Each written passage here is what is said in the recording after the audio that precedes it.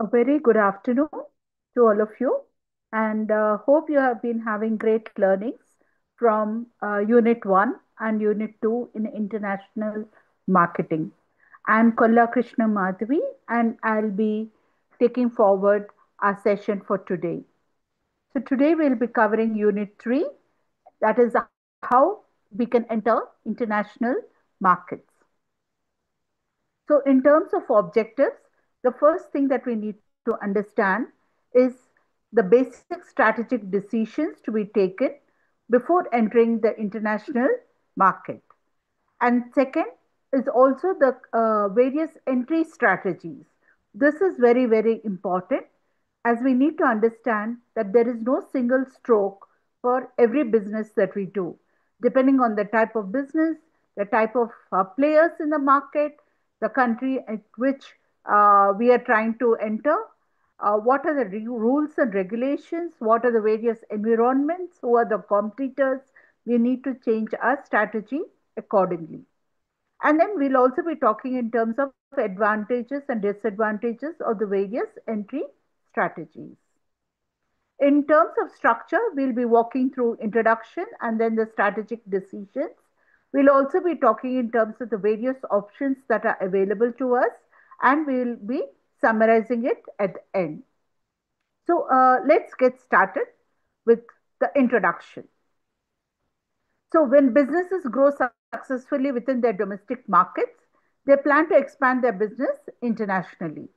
As we understand well, the primary reason for this is so they can expand their market, they can get new businesses, they can get new entry points, and they can also make larger profits. And as the company makes larger profits and grows, it also becomes a larger player in that particular business. We have also talked in the past about how any company which goes internationally also brings back those learnings to their domestic market.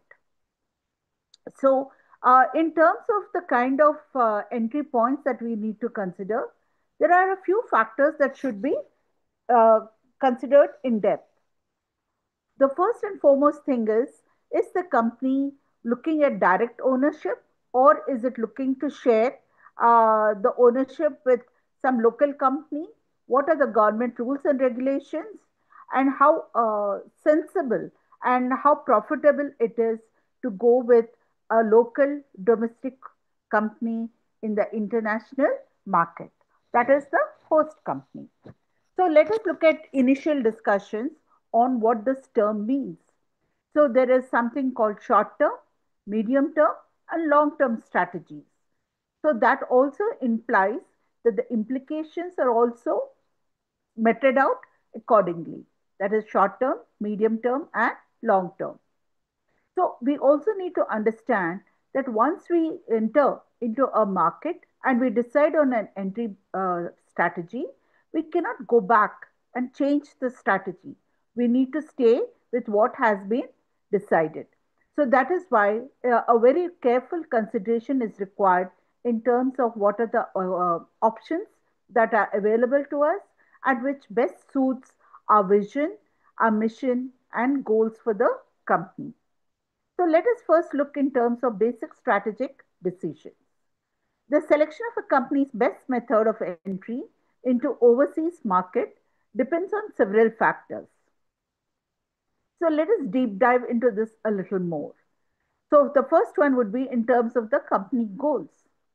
That is whether the volume of international business is large enough to met out setting up an operation entirely internationally, or is it something that is not so long term or of such large nature that the company needs to set up an operation there totally. So they may decide that it is more suitable to go with a partnership for domestic versus host country marketing. That means that in the domestic market, I'm staying within the premises of my own company and all the operations are centralized in my company. But when it comes to international market, I'm decentralizing and getting more players into the market. So the selection of a company's best method of entry is also very, very important. So here, when we talk in terms of international markets, we need to understand that it depends on several factors. And what are these factors? They are company goals, size of the company, company's product line, the nature of its products, the competition abroad, and though it is not mentioned here, the rules and regulations of the host country. That is the country where we are expanding our business. So, which markets to enter is an important consideration. While we are considering that, we also need to understand when to enter and on what scale. So, which markets to enter? What is the size of the market in terms of demographics? What is the purchasing power of the people over there? What is the size of the market in terms of economic development and political factors? Are they making a difference? What are the balancing of benefits, costs, and risks involved in entering into that specific market? And of course, ranking these countries and risks associated with that particular business. So, when to enter is also considerable importance. So, it is important for a company to understand when to enter. So, when we talk in terms of some terms like first mover advantage, you may have heard of that even in regular domestic marketing. That means if you are the first to enter into a particular line of business, then you have the advantage of getting sizable profits, sizable entry points, sizable chunk of the market. But at the same time, we also need to understand that where there is technology involved or where there's no major product precedence before that, there is also a lot of marketing outlay that needs to be identified and used to make that consumer aware of your particular product. So it is not one consumer. So you're talking in terms of multiple consumers. And particularly when you're talking of international markets, we have already said there can be a lot of changes in terms of the demographics, in terms of the heterogeneity from our own market to an international market, etc. So these factors need to be considered. And which markets to enter, followed by when to enter. So, first mover we talked about. Am I having the capability to build a sales volume? Am I able to carry my experiences in the domestic market to a new market internationally? How does the comparison happen? Is it in terms of revenue? Is it in terms of the size of the market? Is it in terms of the overall turnover? Is it in just in terms of grabbing a small market share and then trying to build upon it? So these are all matters that we consider in our strategic decisions. We'll also need to understand in terms of promotion and the cost of entering the new market. There can be a sizable expense that can be involved. And on what scale? Are we looking at just entering it and selling our products there? Are we also looking to set up a production unit there? Are we planning to carry resources from our home country to the host country, or are we planning to use some of the resources locally available? One of the best examples that we have seen is a lot of products that are sold in the US, for example, are made in Asian countries. Why? Because the resources are relatively cheaper, particularly manpower resources. At the same time, it also helps open up the market to sell their products in that particular country. So these are factors that need to be considered. The next factor that we need to understand overall is in terms of market entry strategies. So, though it is very, very critical when we are entering an international market to ensure that there is sufficient investment overseas. On the other extreme, when we are thinking in terms of setting up a manufacturing unit there, it becomes a lot more expensive. At the same time, we may have to consider in terms of an in between situation where We are not setting up a manufacturing unit directly there, but we are partnering with a local company. So the various market entry strategies are as follows. One is direct exporting, second is direct investment, third is licensing and franchising, contract manufacturing, joint ventures, strategic alliances, mergers and acquisitions. So we will be talking about each of these in more detail as we go through today's session. So exporting is the most traditional and attractive mode of entering a new market. The reason for that is because one, you are already manufacturing that particular unit in your own country. And second, you are taking the product as is or maybe localized to suit the host country's requirements, their demographics to a certain extent. However, the cost is relatively lower. But when we are talking in terms of exporting, we need to understand there are two aspects to this. And what is that? The first one is the indirect export, and second is the direct exporting. So when we talk in terms of indirect exporting, it involves home-based independent middlemen who actually are part of the domestic subsystem, and they are the ones who will help us take the product abroad. So, under indirect exporting, the manufacturer utilizes the services of middlemen or cooperative organizations to take the responsibility for selling their products. That means they're not selling their products directly under their own label, or even if they're selling under their own label, they are taking the advantage of people who are domestically based agencies, okay, or middlemen. The second one is in terms of who they are. They can be in terms of export merchants, they could be in terms of agents, they can be in terms of brokers. However, direct exporting refers to the scale in the foreign market directed by the manufacturer, where the customer is a direct recipient of the product, or even if you are selling it through a middleman, the middleman is not home based but host country based, right?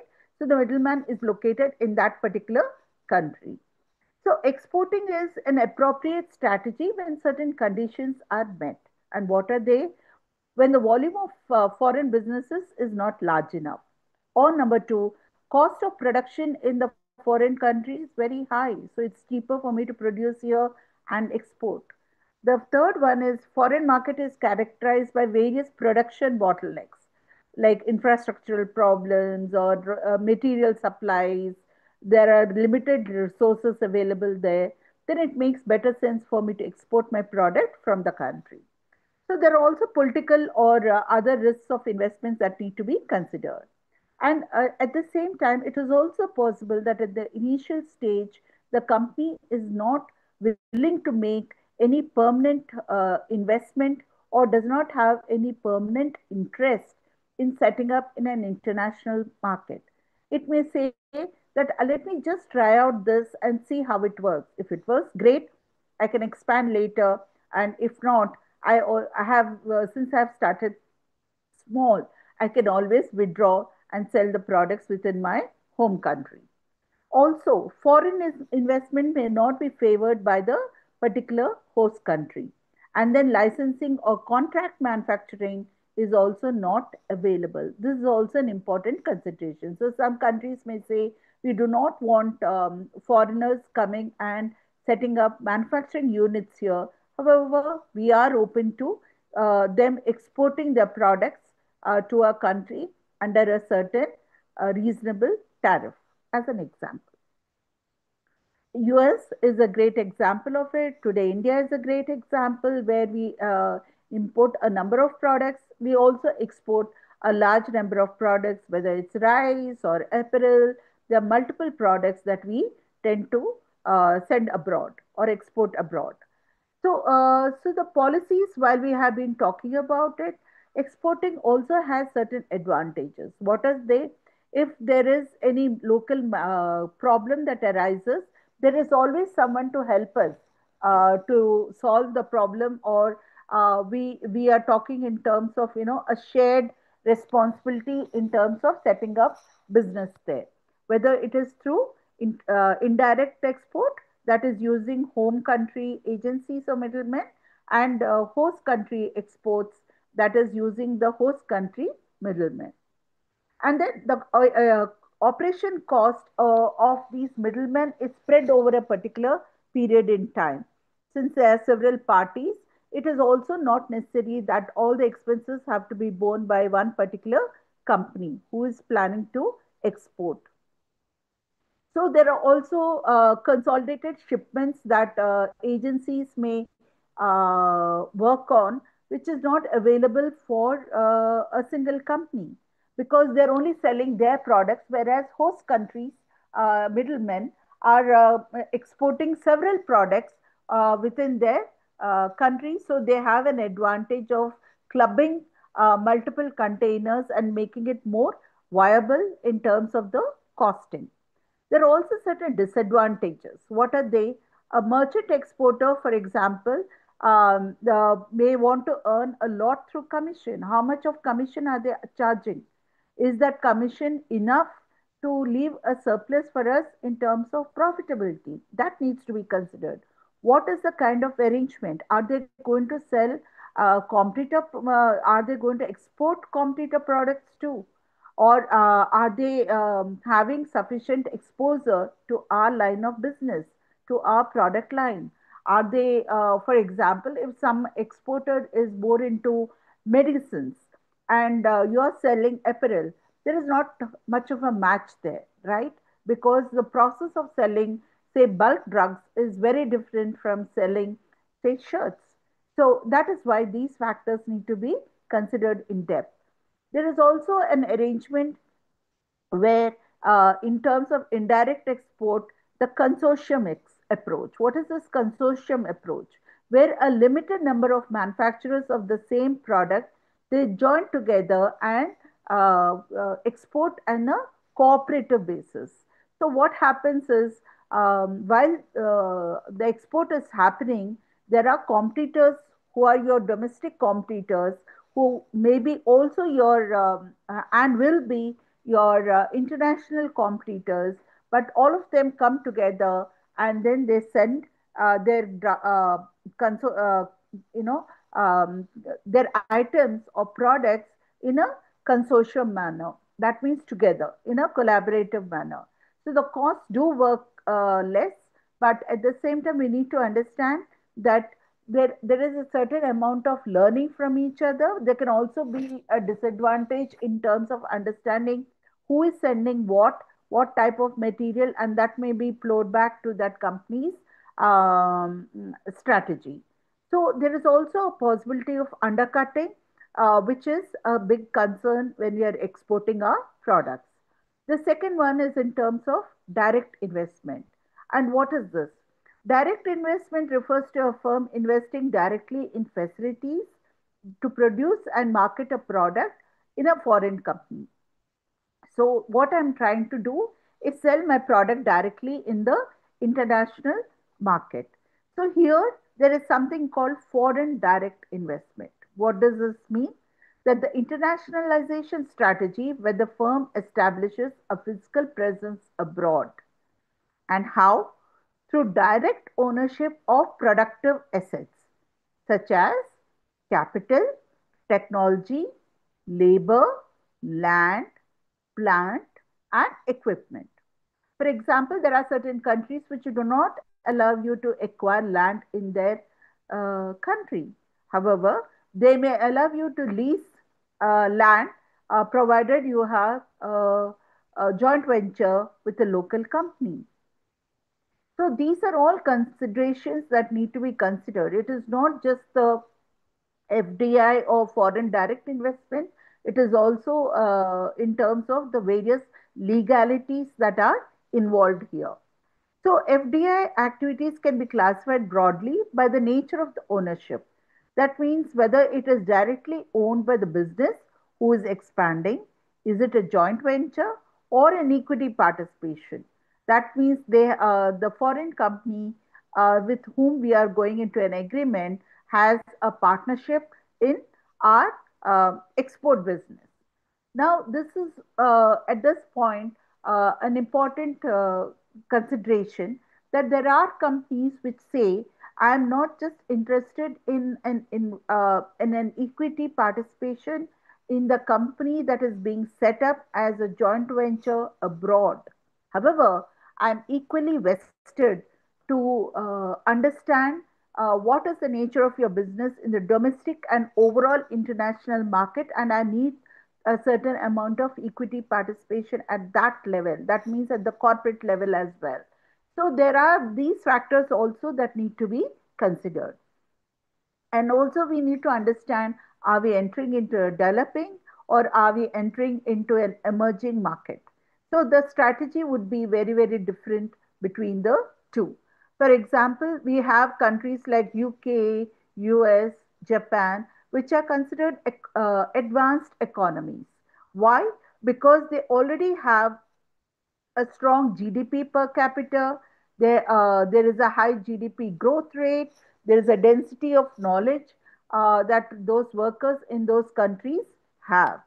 So, the reason why companies consider making direct investment in a foreign market are some governments prohibit or limit imports, like we have been talking about, of goods produced in other countries, but they can build a foreign company locally if they are able to go into a joint venture. So the second one is in terms of the imported duties, the taxes, the tariffs, the requirement for permits. All these factors also come into consideration.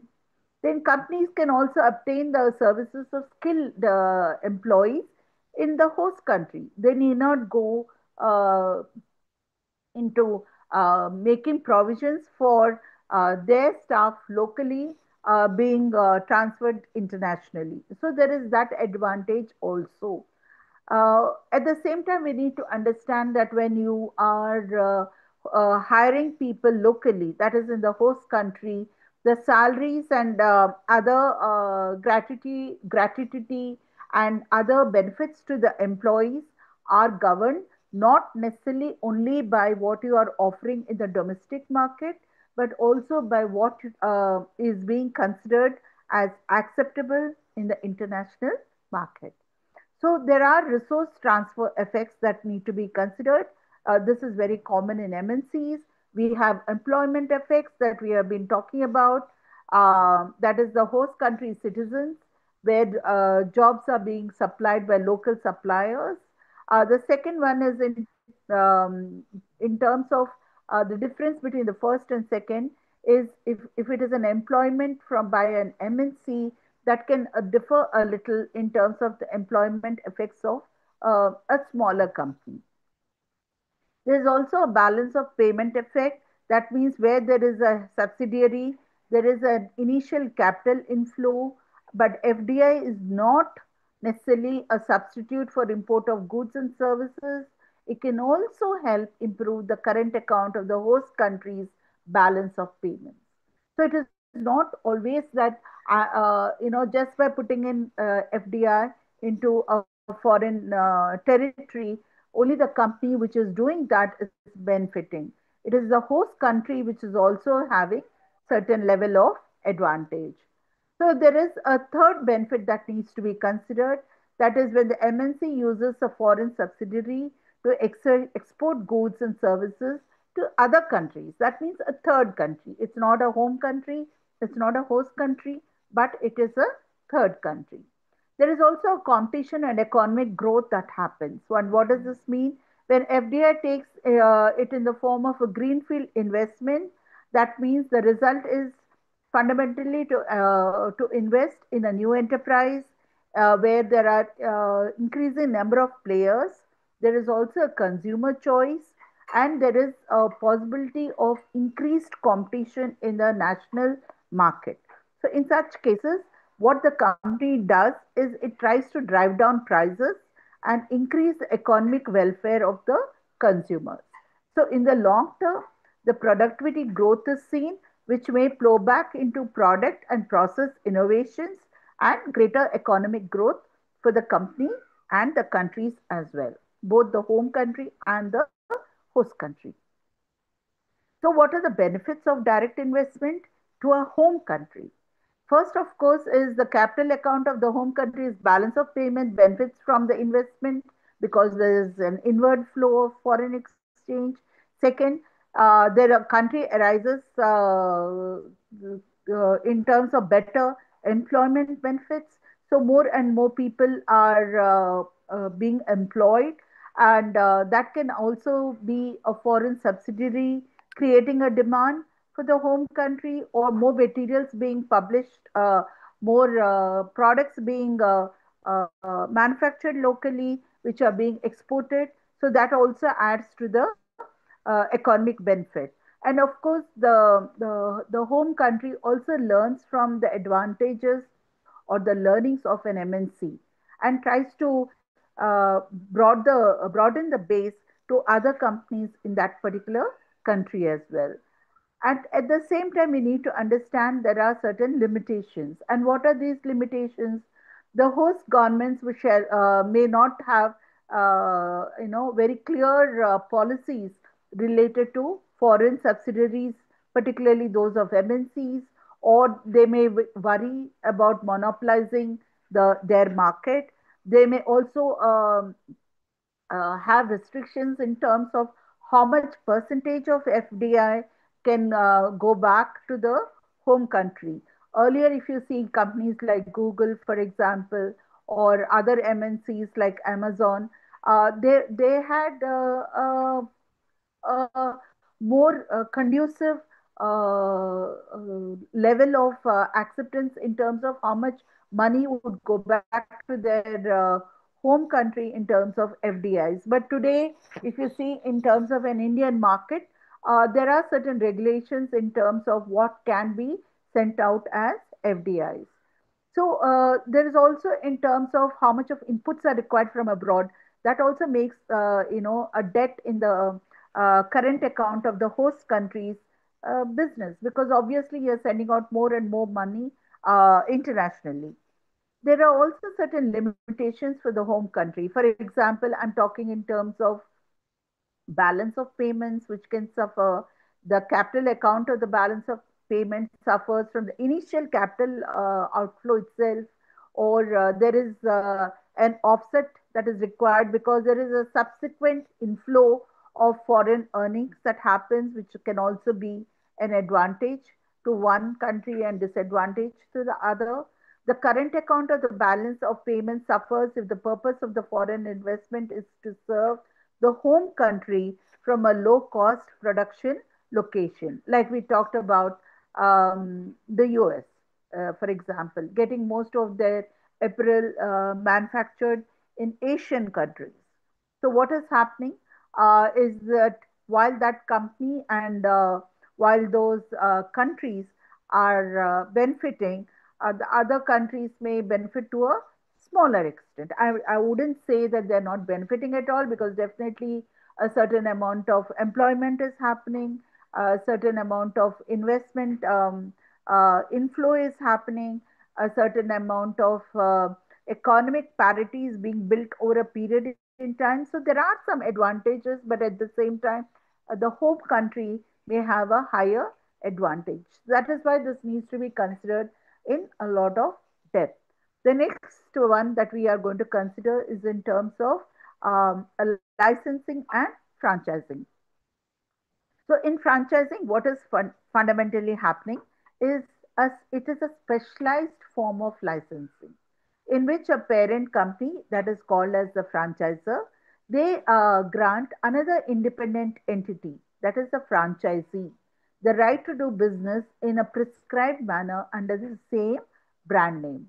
So if you are talking in terms of McDonald's, for example, while it is a US based company, they have a number of outlets in India which are franchisee models. That means these are not directly necessarily all of them are owned by the company, but there could be a large number of them which are franchised out to local small companies as well.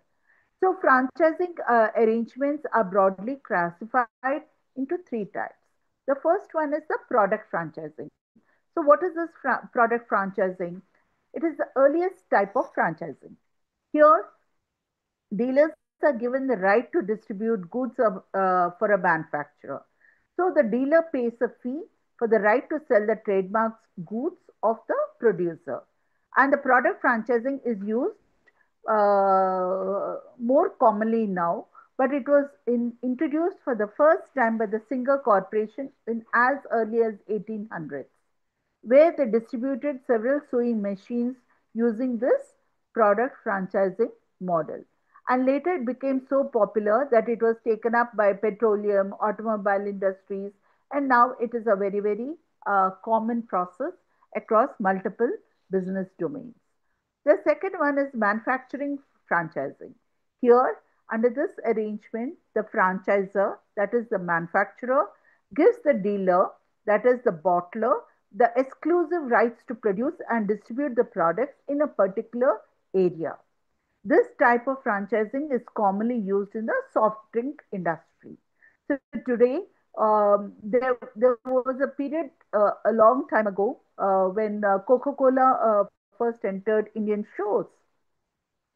The bottles were actually shipped with the liquid, that is the soft drink, embedded within the bottle, because the company was highly concerned about the product, and not only the product, the kind of ingredients that went into manufacturing that soft drink. So they were not willing to share it locally with a local franchisor. After a point in time when it was not conducive in terms of economic or political or legal regulations, the company actually withdrew its products and said they will not sell in India anymore. And then, after a small lag, they again came back to India under this franchisor model. And now we see it across various soft drink industries. So the business and it's not just soft drinks. We see it in terms of food as well. The third one is in terms of business format franchising. What is this? This is a very recent type of franchising, and it is the most common one that is used. Here, what the company does is it allows a business to expand without them incurring additional costs on expansion. And how is this possible? This is because all expenses of selling are actually borne by the franchisor. So the franchisee does not have to have a large outlay in terms of investments.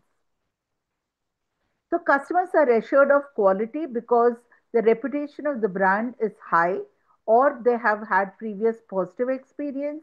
It also means that the company is trying to build a brand name and increase the goodwill, and are attempting to reach out to more customers. And what are the advantages to the franchisees? Well, like we have been talking about, they are able to piggyback on a branded pre-established name. At the same time, they don't need to spend a lot of money in terms of training or assistance in setting up the franchisee unit or outlet. The another advantage is that they have more or less exclusive rights for selling the product, so they would rather sell it to the franchisor's product. But there is also a possible consideration that means that though they have the exclusive rights, it may be curtailed to a smaller segment of the overall market. The franchisee may also leak the franchisee secret to rivals. So this is a major, major concern for a franchisor. So there is a certain element of ongoing cost of providing maintenance, assistance, and training to the franchisor. That also has to be considered. So though they don't incur it directly in terms of having to hire people to do this training, etc., they may have to give back a certain amount of profit to the franchisor for doing the same kind of training or setting up the unit and things like that. So there are also certain disadvantages to the franchisees. First of all, The franchisee has complete control over the business. So they always have to follow the policies and regulations of the franchisor. Only then will they be able to have a certain amount of control. Otherwise, it is the franchisor who has 100% control over the business. Another disadvantage is that certain amount of royalty has to be paid back to the franchisor. Now, this is a no-brainer in the sense that unless the franchisor is gaining certain financial advantage, they will not be willing to give their product out into the market without a certain amount of revenue.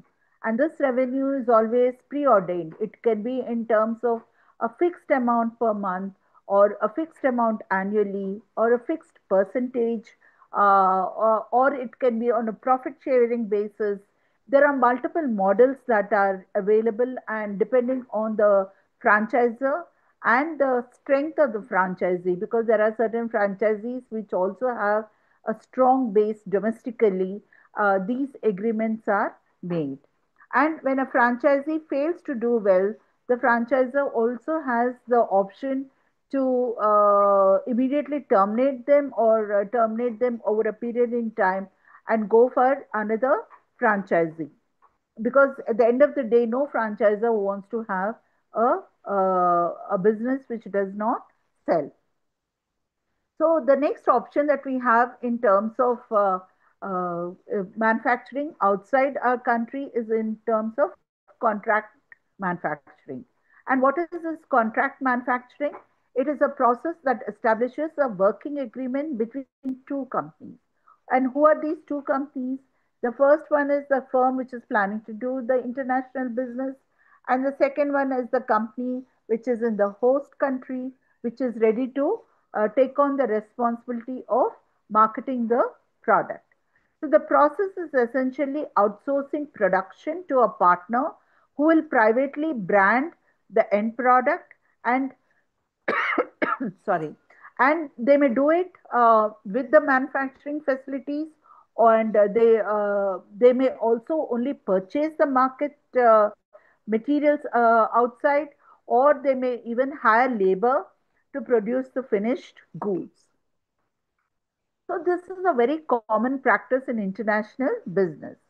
So the company provides a manufacturer with all the specifications and, if applicable, also with the materials required for the production process. We were earlier talking in terms of soft drink products, Coca-Cola as an example. So Coca-Cola set up several bottling companies in India, and where it was not only manufacturing the soft drinks locally, but it was also providing the ingredients so that they can be manufactured and bottled correctly. Even the bottles were being shipped to India, and they were not being, manufactured locally. So it depends on the kind of agreement that these companies have. So this type of control sets out the requirements. It also ensures a certain amount of certification, quantity, conditions and dates of delivery, the quality of the products, etc. Only when all these are abided by will the company decide to go for this kind of an arrangement. One of the best examples that we can consider is Hindustan Lever, Johnson and Johnson, Ponds, Dettol, Park Davis. These are all companies which have gone for this kind of a contract manufacturing. So there are certain advantages to this. The company does not have to commit resources for setting up production facilities, and it frees the company from the risk of investing in foreign countries. We understand that setting up a manufacturing unit, even in a domestic market, is no joke. There is a huge investment outlay that is required. At the same time, when we are talking in terms of a foreign market, it may be on par, maybe higher or lower, depending on the regulations and how much the country government is supportive of foreign companies setting up businesses there. So there are multiple things that need to be considered. At the same time, the cost of product obtained by contract manufacturing is naturally lower. because they are using local resources, whether it is material or manpower, or even there is a possibility that the licenses are far cheaper if you are having your own unit locally than actually having a foreigner invest in your country. There are also certain disadvantages that need to be considered. And what are these disadvantages of contract manufacturing? They are that the parent company has to forego the manufacturing profit to the local firm.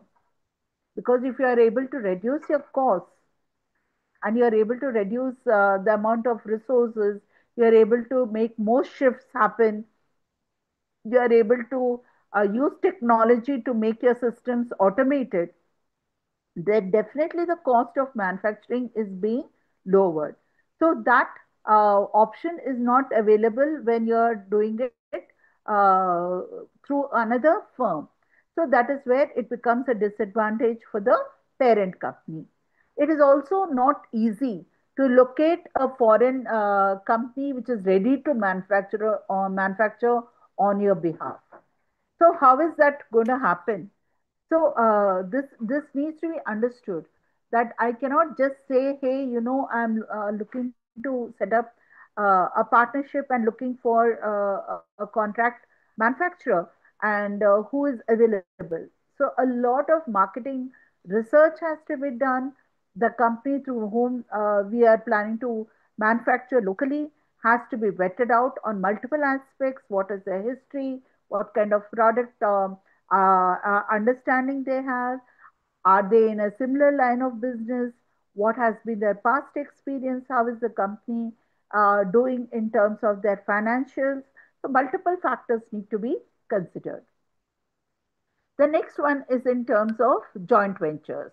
So, in terms of joint ventures, it is typically a very uh, common business arrangement where two or more independent firms come together to form a legally independent undertaking.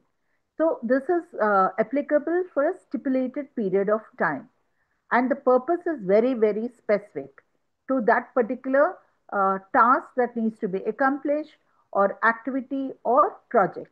In other words, it is a temporary partnership established for a definite purpose.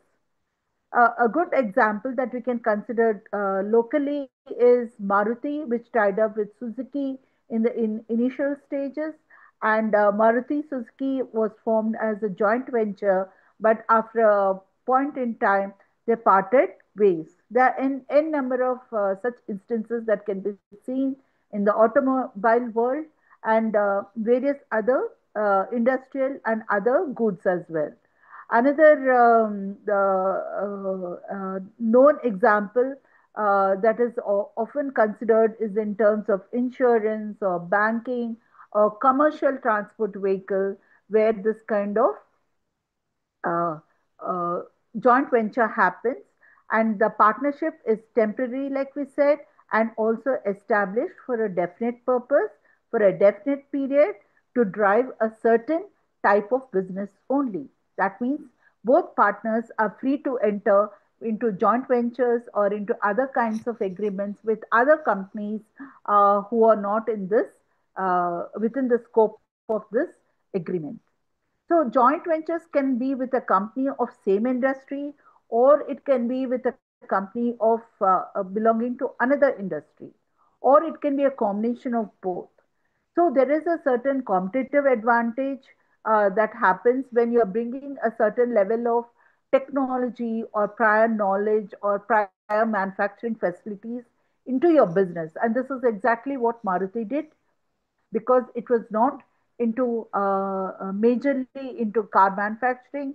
It was a new setup that was happening, and particularly from a government's perspective. So a joint venture made a lot of sense. And what happened in this period of time is that both the companies learned from each other. Suzuki also learned how it is to operate domestically, and what are the rules and regulations, the demographics, the ethos of the host country, that is India, And Maruti also gained a lot in terms of the manufacturing, technology, the kind of parts that are required, and ultimately this spun into a major auto parts industry that was set up as an outcome of this kind of a joint venture in India. And particularly, you'll see a lot of it in Delhi, where the initial joint venture manufacturing facility was set. And the same rules apply when we go outside the country. So, what is the objective of the joint venture? To enter foreign market and or a new or emerging market, to reduce the risk factor, to make optimum utilization of resources, and to achieve synergy because you are complementing each other's knowledge and each other's skills. So, what are the features of joint venture? Sorry. The first one is in terms of agreement. The company comes into an agreement. There is a pooling of resources. Joint control happens. How much, what share of not only the control but also the profit and loss needs to be considered. Then there's an access to advanced technology, and also we understand that a dissolution happens over a period in time when the joint venture, the period of the timeline expires. So the advantages of a joint venture is a low cost of production. There is an economy of scale that is happening because you are able to produce a lot more units. There's access to technology that we spoke about.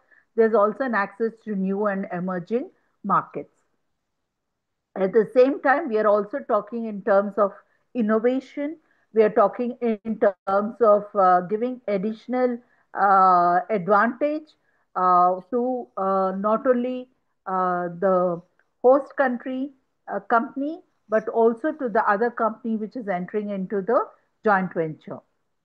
This can be in terms of an expanded brand name. For example, Maruti, it became Maruti Suzuki. So the brand name expanded. So that means fundamentally they have set up a separate brand name just for the purpose of this automotive division. It can also have a very distinct feel and recognition from the original brand. And when two parties enter into a joint venture, the goodwill of one company, which is established, automatically transfers to the other company as well. So there is a synergistic advantage that happens. And what are the disadvantages? One is in terms of transfer pricing. What is this transfer pricing? It is very difficult to integrate into a global strategy the substantial cross border trading that happens. So there are certain problems that arise both with an inward and outward transfer pricing and the sourcing of exports. The second one is in terms of unequal resources and powers. Because the two companies are not necessarily in an equal positioning in terms of their investment or in terms of their control into that joint venture, there could be an inequality that arises in terms of resources or powers. So it is also apparent that the host country company has usually a higher sense of control. And this is also often regulated by the country policies and regulations. For example, in India itself, if we were to see a lot of companies which entered into Indian markets, they were not allowed an equal share in a joint venture. That was as per the government rules and regulations. There is also a lack of clear communication. It could be in terms of the kind of language that is being used. There are differences in the culture, which may make certain understanding separate from each other. There can be unclear and unrealistic objectives. There can be tax issues, both at an individual level and at an company level. So all these are important considerations. We also need to understand in terms of strategic alliances. So this happens when two or more businesses join together for a set period of time. Now, strategic alliances are agreements between two or more independent companies to cooperate in either the manufacturing, development, or sale of products and services. So, here the strategy is to gain a long term competitive advantage.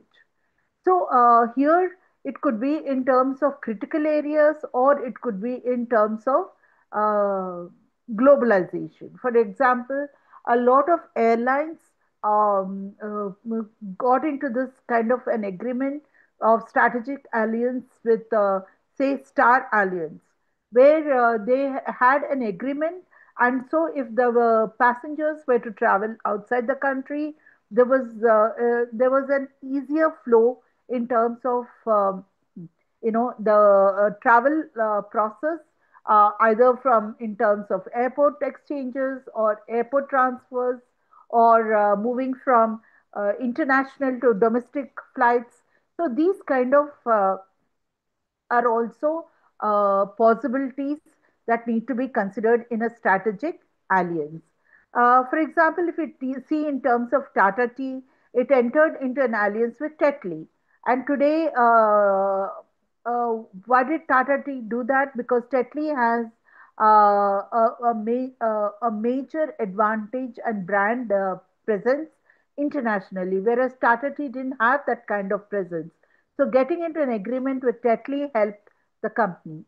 So the common reasons for the strategic alliance, it could be in terms of slow business cycle or a standard cycle of business, or it could even be a fast cycle of business where a new range of products are being introduced very, very frequently. So the company, if it has to survive in an international market, it needs to have this kind of an strategic alliance. So the advantages could be in terms of speed up entry into a new market, enhancing the amount of sales, new skills and technologies that can be transferred from one country to another. There is a divide that is happening in terms of fixed costs and resources. That means it is working out better financially for the company, which is the original owner of that particular product or goods or services.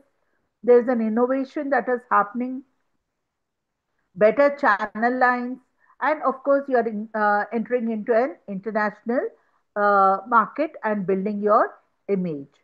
So, there are certain disadvantages of it as well. For example, the poor management of business alliance, poor communication, benefits are unequal because one may be gaining at the advantage of another depending on the kind of agreement that has happened.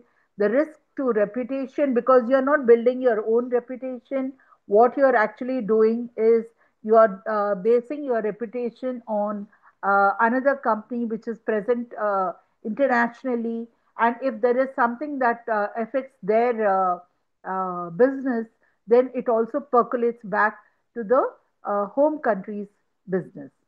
The barriers can also be in terms of work culture, language, the conflicts that may arise because the management styles may be different. There is also certain vulnerability. That means if that particular company decides to stop doing business with you, or they are able they decide to tie up with other companies, they, not immediately, but even after the agreement breaks, it works to a disadvantage of that particular company. There are also legal issues that happen, which needs to be considered. And we are also looking in terms of mergers and acquisitions. The word merger itself indicates that two companies are forming into one single unit, whereas in joint venture, they have come together for the purpose of the joint venture and formed a separate entity. Whereas in terms of a merger or acquisition, two companies are being merged together. That means they are going to become together in terms of a single identifiable label or a single identifiable company name or brand. So in 2017, if we see, more than 1,000 mergers and acquisitions happened. and the highest actually in the current decade. And if experts are to be considered, they state that 2018 also followed suit. That means that India has witnessed a large number of such deals. Vodafone India and Idea Cellular, telecommunication giants, are two great examples of this. Another aspect that we need to consider is companies like Ultratech Cement, which also made a lot of investment in Jayaprakash Associates, and then six integrated cement plants and five grinding units were brought under their umbrella. And after the merger that happened, Ultratech became the fourth largest cement player globally. So what they did was they didn't merge in terms of two companies of an equal standing merging with each other. What they did was they actually acquired Jayaprakash Associates and became the fourth largest player in the world. So, what are the motives of mergers and acquisitions? Fundamentally, operating synergies, financial synergies, managerial synergies.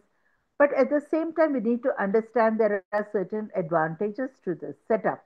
Of course, you are entering into a new market, you are growing in terms of your power and control, you are entering into a synergetic state. There is a union of two firms, so the cost reduction happens.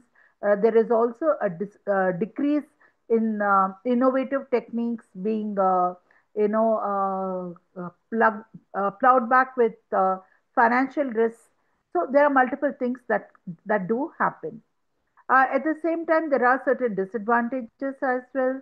For example, the loss of experienced workers, which are moving from one company to another. So it is possible that in their own company, they may be in a higher position, but when that company is being acquired by another one, so their positions may come down in terms of the larger picture.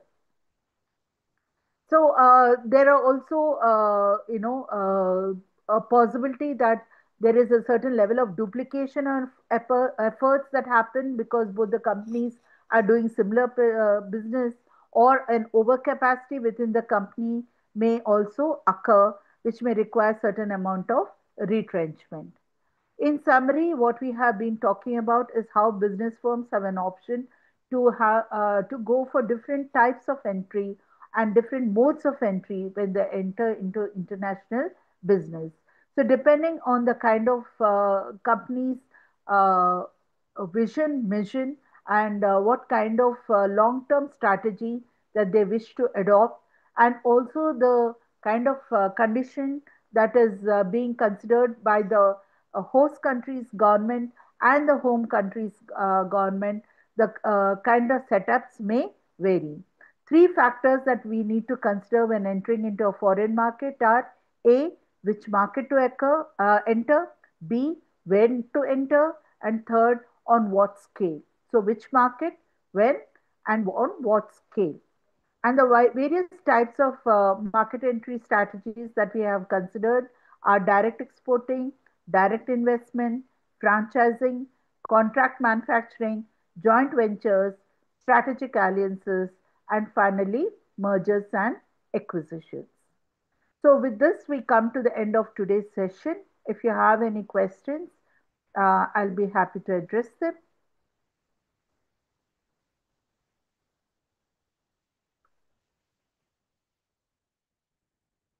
Thank you, and have a wonderful day ahead.